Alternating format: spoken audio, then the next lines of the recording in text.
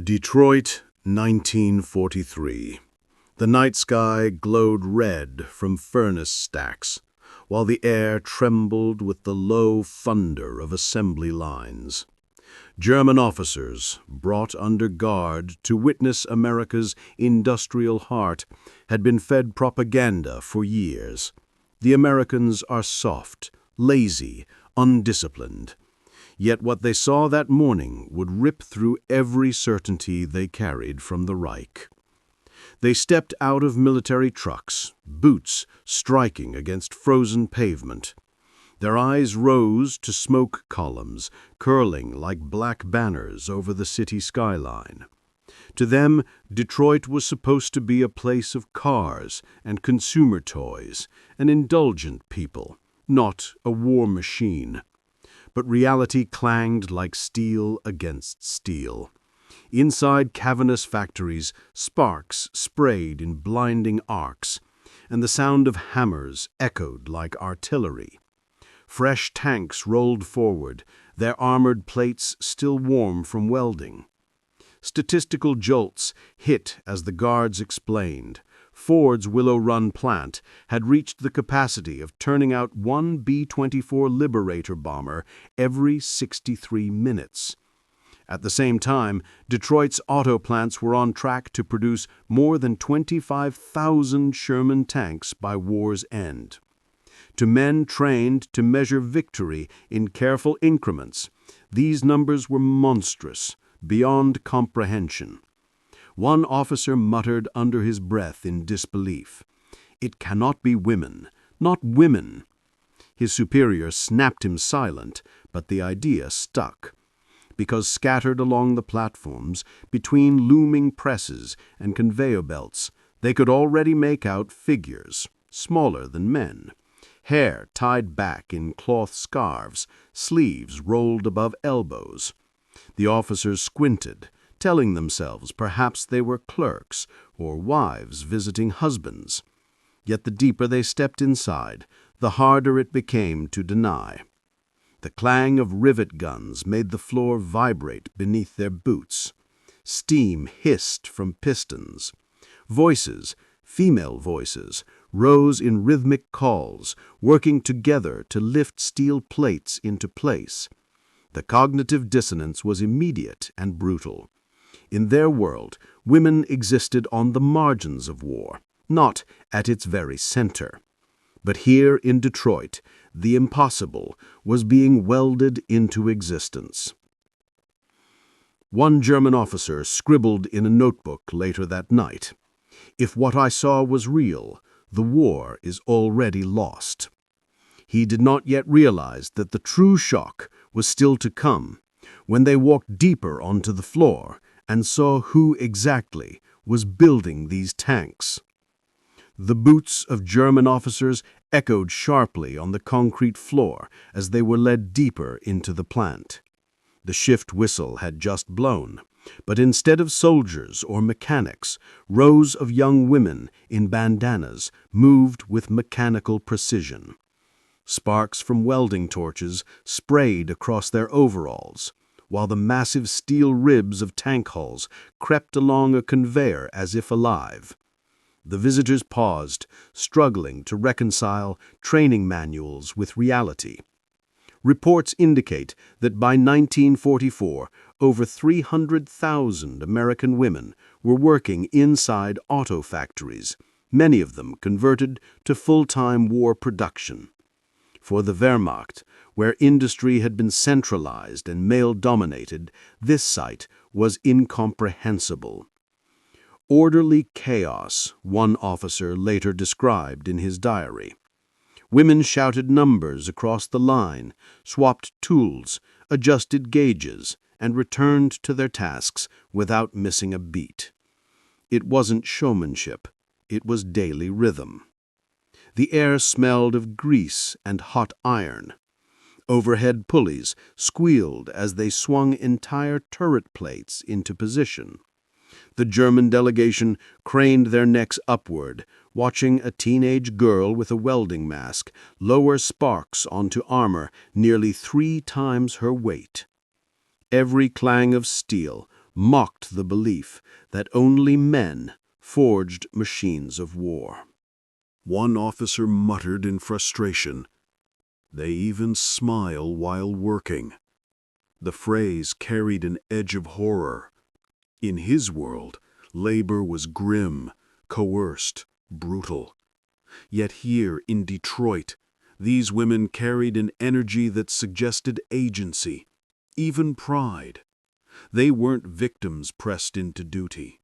They were volunteers who had stepped into roles abandoned by men at the front. The group walked farther down the catwalk, where rhythmic hammering grew louder. There, a team of young women riveted an entire hull into shape, their movements synchronized like a drum line. And in that moment, the realization cut sharper than steel. America's arsenal was being built not by mythic heroes, but by ordinary daughters. The hammer strikes came like a steady drum beat, metal against metal, echoing off high ceilings. German officers leaned on the rail, staring down at the riveting crews below. The figures were clearer now. Sleeves rolled to elbows, cheeks streaked with soot, eyes narrowed against the sparks. They weren't anonymous shadows anymore. They were young women, barely older than the soldiers who had marched into France in 1940. One group worked in pairs. One woman steadied a blowing rivet with tongs, while the other swung a pneumatic hammer, the vibration rattling the catwalk above. Their rhythm was astonishing, almost musical. Chuk, chuk, chuk. Each strike sealed armor into place. The officers, used to factories filled with forced laborers or uniformed men, felt a ripple of unease. These women moved with precision, but also with an energy that seemed to defy fatigue. Numbers spoke louder than impressions. By 1944, estimates show 37% of the U.S. defense workforce was female, spread across shipyards, munitions plants, and tank factories. The German economy, by comparison, never surpassed 20% female participation until the war's final desperate months. Even then, many women were relegated to support roles. In Detroit, they weren't assistants, they were the backbone. One officer whispered to another in a mix of disbelief and unease. "They even smile while making weapons." The comment was not praise but shock. To him, work was punishment, duty performed under duress. Yet here, a girl with grease on her chin grinned as her hammer found its mark, proud of the clang echoing across the hall. Her world was completely alien to the men staring down at her. The faces blurred together into a pattern. Young mothers, widows, farmers' daughters, students, all standing shoulder to shoulder in overalls, their laughter cutting through the metallic din. They joked between shifts, wiped sweat with gloved hands, and then dove back into the rhythm. These weren't props for propaganda. They were the engine itself. Below the catwalk, a shadow stretched longer and darker than the rest. A massive Sherman tank, nearly complete, rolled slowly off the line. Its trads clanked like a marching column, and its raw steel plates glistened under the fluorescent lights. The officers followed the machine with their eyes, realizing that every rivet holding it together carried the fingerprints of women they had been taught to dismiss. The factory floor shook as the tank moved toward its final inspection, and with that, the tour shifted from human faces to the armored beast they had just watched come alive. The rumble grew louder until the German officers instinctively stiffened. Out of the glare and smoke came a fully assembled Sherman tank, its steel plates gleaming fresh from the line. The trads clanked against the concrete floor with a rhythm that felt almost like boots on parade. Every officer in the group, veterans of countless drills, knew the sound of armor when it moved. Yet none had ever watched one come to life inside a factory filled with women. The Sherman rolled forward for inspection. A foreman tapped the side with a wrench, sparks from the earlier rivets still glowing faintly along the seams. It was not a prototype. It was battle-ready, and it was only one of dozens scheduled to exit that week. Detroit's arsenal of democracy had become a machine in its own right, an organism of steel and sweat. Numbers tightened the knot in the officers' stomachs. At the Detroit tank arsenal alone, over 22,000 Sherman tanks would be produced during the war. Across all plants, the U.S. would churn out more than 50,000 Shermans, enough to overwhelm any battlefield.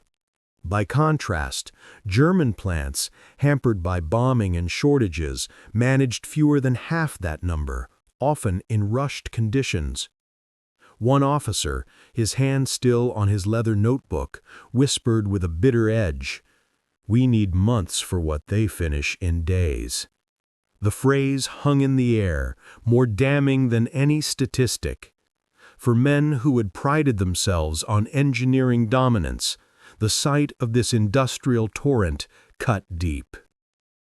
The Sherman clattered onto a test track outside. Engines roared, smoke belched from the exhaust, and mechanics, again some of them women, checked gauges while standing on its armor. German eyes followed every move, each second widening the gap between ideology and reality. The tank's gun turret swiveled slowly, and for a fleeting moment, one officer flinched as though the weapon might fire at him.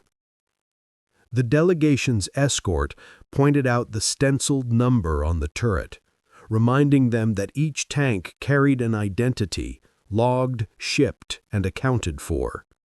That number, fresh in white paint, was destined for a journey far beyond Detroit. It would travel from this factory floor to rail yards, then on to waiting docks, where cranes and Liberty ships stood ready to swallow it whole. The officers stared as the tank disappeared through the factory gates, its treads rattling like a promise of war yet to come. The turret number, still wet in paint, became a ticket for travel. Within hours, that very Sherman was hoisted onto a flatbed rail car, its treads chained down, its gun barrel jutting past the platform edge. German officers were shown photographs, rows of tanks strapped to endless trains that cut across the Midwest like steel rivers. For them, the shock was no longer just the factory. It was the scale of what came after. At the Detroit rail yards, cranes groaned as tank after tank was lifted, their weight making girders creak. Steam hissed from locomotives waiting to haul them east. The officers imagined their own bombed-out yards back home, where shortages stalled production lines and wreckage slowed transport. Here, the rhythm was unstoppable. Load, lock, depart.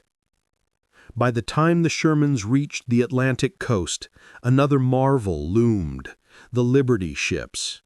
Between 1941 and 1945, American yards produced 2,710 of these cargo giants, each designed for speed of construction rather than elegance.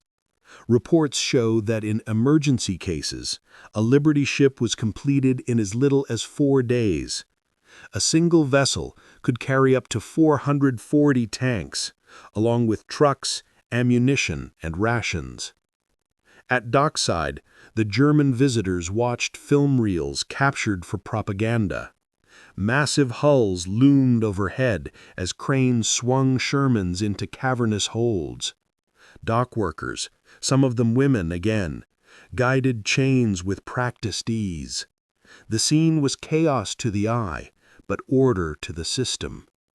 Each horn blast from the harbor signaled another ship slipping into the Atlantic, another artery feeding the front.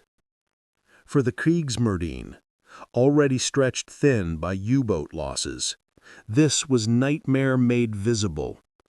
Even if we sink 10, 20 replace them, a captured naval officer reportedly confessed later.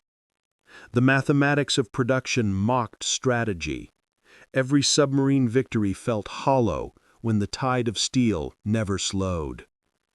As one Liberty ship's horn bellowed across the bay, the German delegation fell into silence. The echo rang like a funeral bell for their own hopes of industrial parity. Tanks, planes, ships. It was a chain they could not break. That horn carried across the ocean, but in the script of history, it would carry somewhere stranger. Its echo would blend not with cannons, but with the quiet rattle of cutlery in a prisoner-of-war mess hall thousands of miles away. The Liberty ship's horn dissolved into another metallic sound, the clatter of cutlery in a Texas prisoner-of-war camp. German soldiers, once proud Wehrmacht men, now sat hunched over tin trays, steam rising from mashed potatoes and stew. Around them, Red Cross parcels lay open, chocolate bars and cigarettes scattered like treasure. Conversation drifted from food to gossip, and one rumor spread with unusual persistence. In Detroit, American women were building Sherman tanks. For men who had marched through occupied Europe, the idea was laughable at first. They pictured wives at sewing machines or in farm kitchens, not at welding torches. Cigarette smoke curled in the air as prisoners argued. Some dismissed it instantly. It must be propaganda. Others leaned closer, voices lowered. But we saw the photographs, one insisted. Those bandanas, the rivets, could it be real? The camp environment gave rumors fertile ground. By 1945, the United States held over 371,000 German POWs, scattered across more than 500 camps. In Texas, Oklahoma, Iowa, and beyond, life was oddly routine. They worked in fields, played soccer, and bartered cigarettes for favors. Red Cross parcels delivered jam, soap, and sometimes books. News slipped through, some official, some smuggled, some fabricated. That night, a Red Cross delivery sparked more debate.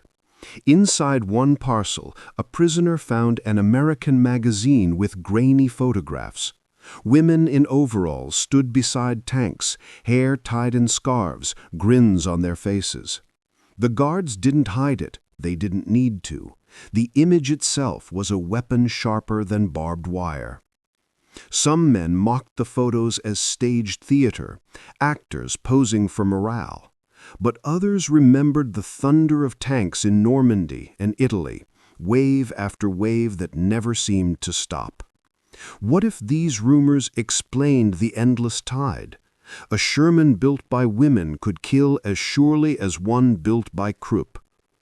In the quiet after lights out, one officer in the barracks pulled a scrap of paper and began writing a letter.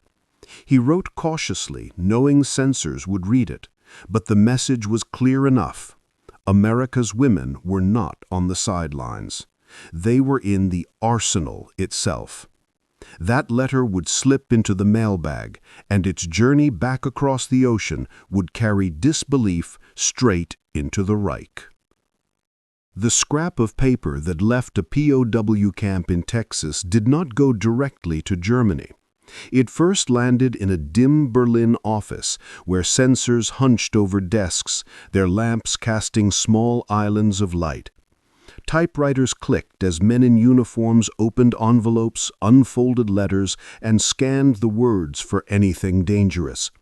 Thousands of such letters passed through their hands each week, and this one carried a sentence that made them pause. In Detroit, even women build tanks. One officer smirked, tossing the letter onto a pile. A soldier's fantasy, he muttered. To him it was unthinkable. German propaganda had built an image of American women as frivolous, soft jazz dancers, lipstick and nylons, housewives distracted by abundance. The idea of them bent over steel plates with welding masks didn't fit the story the right needed. So the phrase was underlined in red, noted, and filed away. But not every censor dismissed it so easily. Some knew whispers from the front. Reports of endless Shermans arriving in Normandy had reached Berlin. Entire panzer brigades complained they destroyed 5 or 6, only to face another 10 within hours. If America's factories were churning armor at that scale, someone had to be behind the rivets. Could it truly be women? The office smelled of tobacco and ink, a world away from Detroit's grease and sparks. Yet the contradiction deepened. The Reich needed to reassure its people that the war was still winnable, that America was weak beneath its surface. Acknowledging the truth that women powered the arsenal would tear open cracks in ideology. So the official report that went upward was simple. Rumor, unverifiable, ignore. The letter was stamped, archived, and forgotten by the bureaucrats who handled it. Forgotten by them, but not erased. Letters have a way of moving beyond paper. They carried whispers into barracks, onto trams, into kitchens. Soldiers on leave repeated the rumors. Families repeated them again. The word spread faster than they could be censored. And while Berlin tried to bury the story, Detroit gave it new life every morning. A factory siren shrieked in the dark, shift change horns echoing across the streets. Women in scarves tied their boots, grabbed lunch pails, and marched toward the gates. The officers who once dismissed the rumor would soon be confronted by its reality, an assembly line that never slept. The factory gates groaned open under floodlights at 2 a.m. Detroit never slept. A fresh wave of workers filed in, thermoses clutched in gloved hands, scarves tied tight against the cold. German officers had seen the day shift, but the night shift revealed something stranger. A city alive in perpetual motion, its pulse set not by sunrise, but by production schedules. Inside, the floor thundered. Steel presses slammed like giant heartbeats, their rhythm steady and merciless. Conveyors creaked forward with half-finished Sherman hulls. Sparks from welding torches lit the rafters in sudden bursts, flashing across women's tired but steady faces. Some stifled yawns, others shared sips of coffee, but the work never slowed. The scene defied exhaustion itself. Numbers, again, told the story more brutally than words. U.S. factories operated on 3 continuous shifts, cycling workers so the lines ran 24 hours a day, 7 days a week. Even at 2 a.m., tanks rolled forward as if time itself had no grip. By comparison, German factories often halted production due to bombing raids, shortages, or blackout regulations. The contrast was not just in volume, it was in continuity. A diary fragment from a German officer who toured Detroit captured the shock plainly. "We sleep, they never." The remark was half awe, half dread.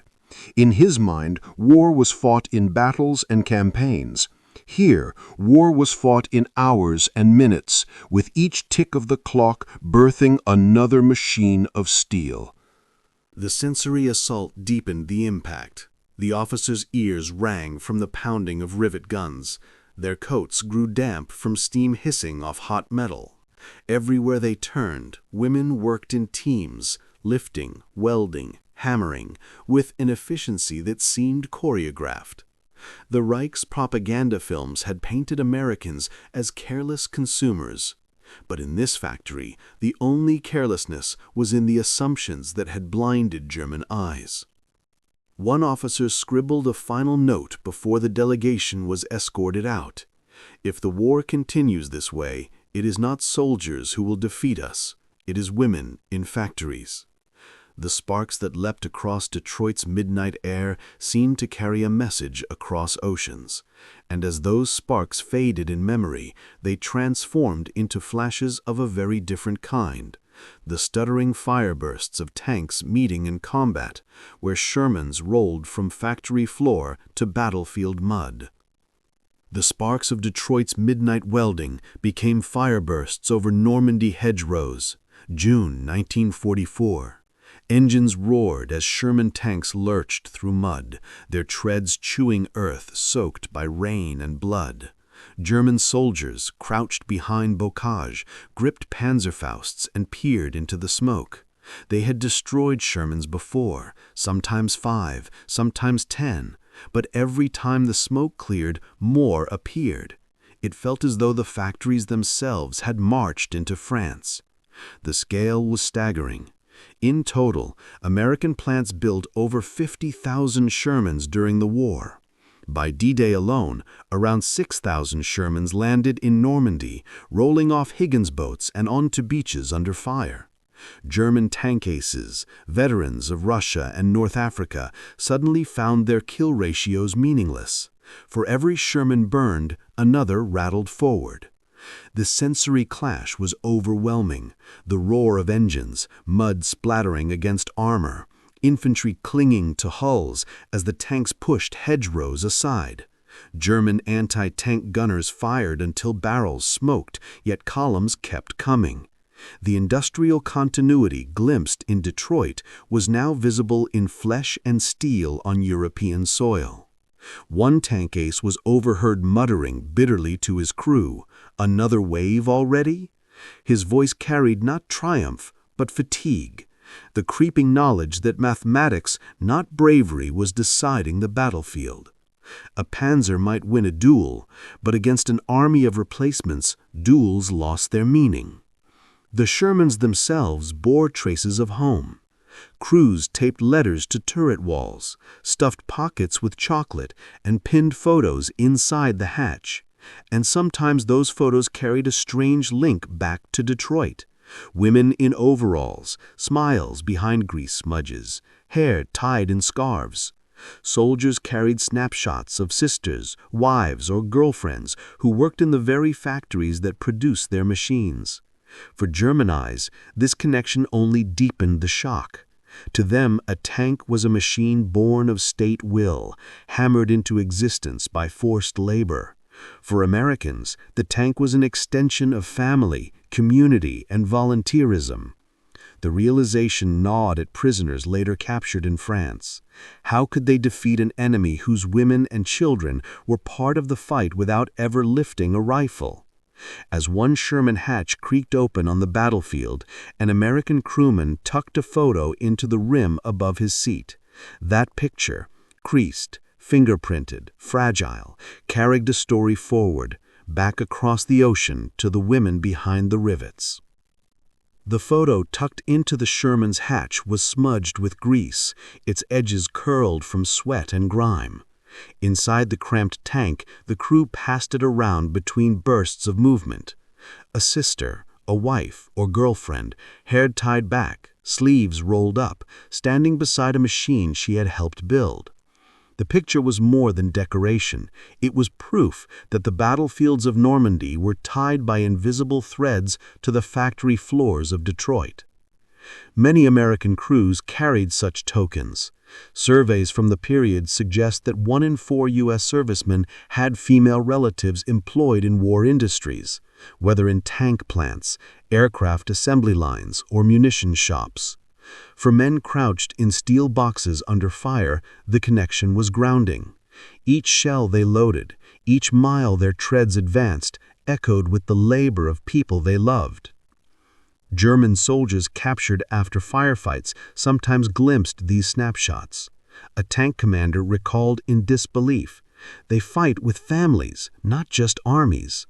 To him, war was a state enterprise, abstract and distant. For Americans, war was personal. Behind every tank number lay faces, homes, and handwritten letters. The industrial machine was powered not only by factories, but by human emotion, ties of affection that no strategy manual could replicate. Inside the Sherman, downtime was rare. Yet when the crew huddled during lulls, they unfolded letters written in hurried script. Some bore perfume, others smudged ink from tired hands. Women described factory whistles, broken tools, or long shifts that ended with blistered palms. Soldiers laughed quietly, imagining their wives or sisters wrestling steel plates heavier than themselves. The letters were battle reports of another kind, stories from the arsenal. Enemy officers who intercepted such correspondence were often startled. These weren't propaganda leaflets, they were private admissions, sometimes weary, sometimes humorous, but always vivid. One prisoner admitted decades later, "We could not imagine women doing such work," and yet the proof was in their pockets. As tanks advanced through the mud, those folded letters stayed close to the heart, literally. Crews kept them tucked inside breast pockets, under armor, sometimes laminated beneath clear tape on the turret walls. The words blurred with sweat, but the meaning never faded. And in one particular letter, folded carefully into a guard's jacket at a POW camp, the shock would soon be mirrored again, not on the battlefield, but in the quiet of a barracks. The barracks were silent, except for the soft scratch of a pen. A German POW, lying on his bunk in an Oklahoma camp, glanced toward the guard by the door. The American wasn't watching him. He was lost in a folded letter, the corners worn from rereading. The faintest smile tugged at the guard's lips, a look of warmth that seemed impossible in this place of wire and watchtowers. Curiosity gnawed at the prisoner. Later, when the guard stepped outside, the POW whispered to another, "He reads her words as if they give him strength." The rumor spread. The letters came from wives and girlfriends back home, many of them working in war plants. These weren't ordinary messages. They were proof that the same hands building tanks also wrote love on paper. The numbers behind the phenomenon were staggering. During World War II, Americans mailed an estimated 6 billion letters, more than any other nation. Mail call was as crucial to morale as food or pay. For guards in faraway camps and soldiers in muddy foxholes, each envelope was a lifeline, binding them to a home front in motion. German POWs noticed the difference.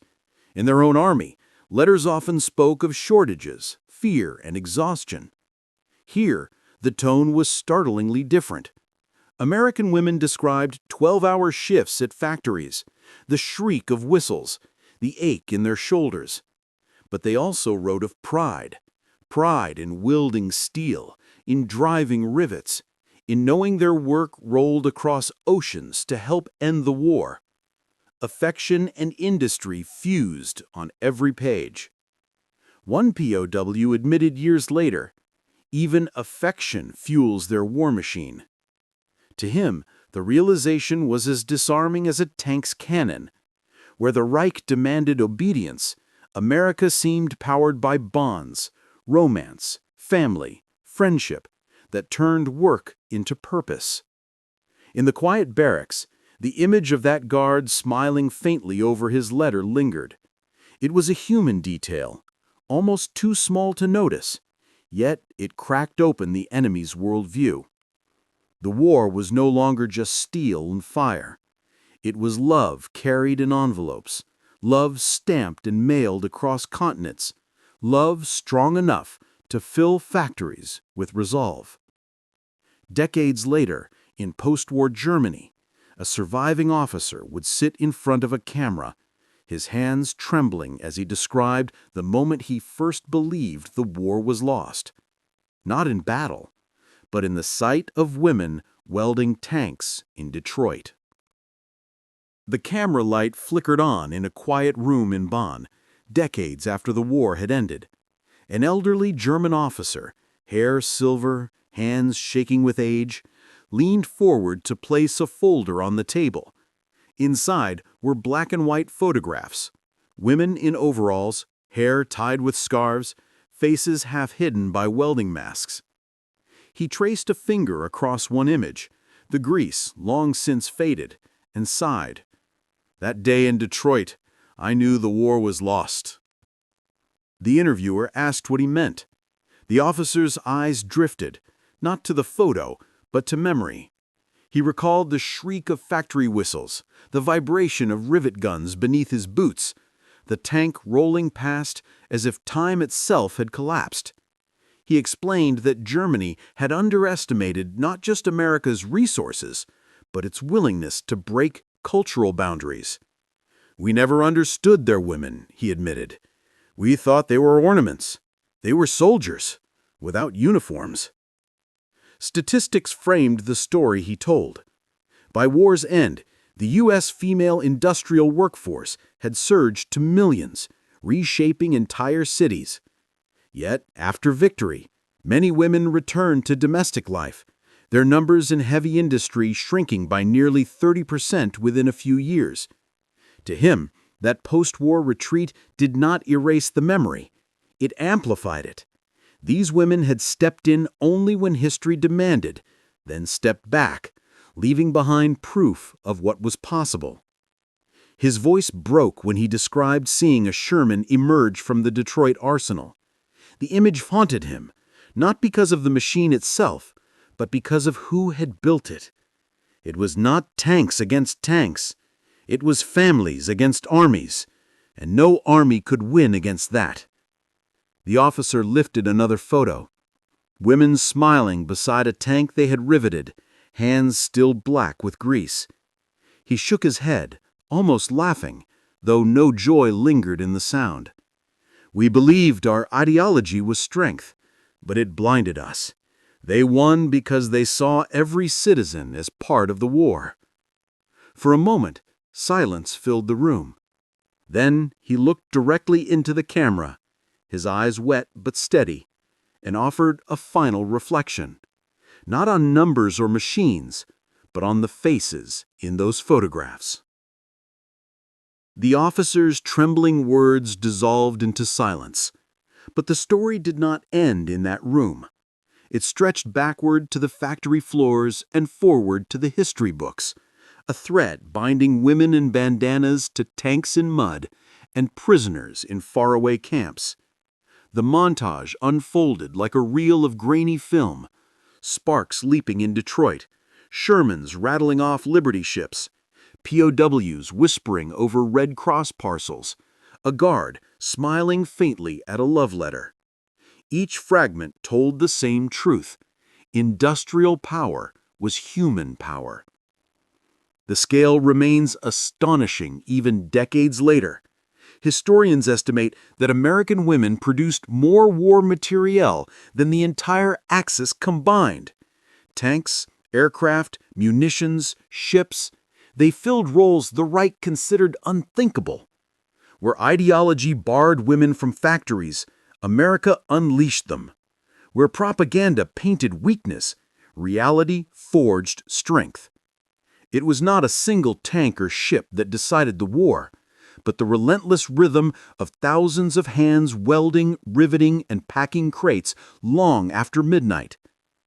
Enemy voices gave the verdict most clearly. From German diaries to post-war interviews, one refrain repeated: they fought us with factories, and the factories had faces. Faces that smiled while welding rivet guns, faces streaked with grease, lit by sparks at 2 a.m., faces printed on photographs tucked into tank hatches.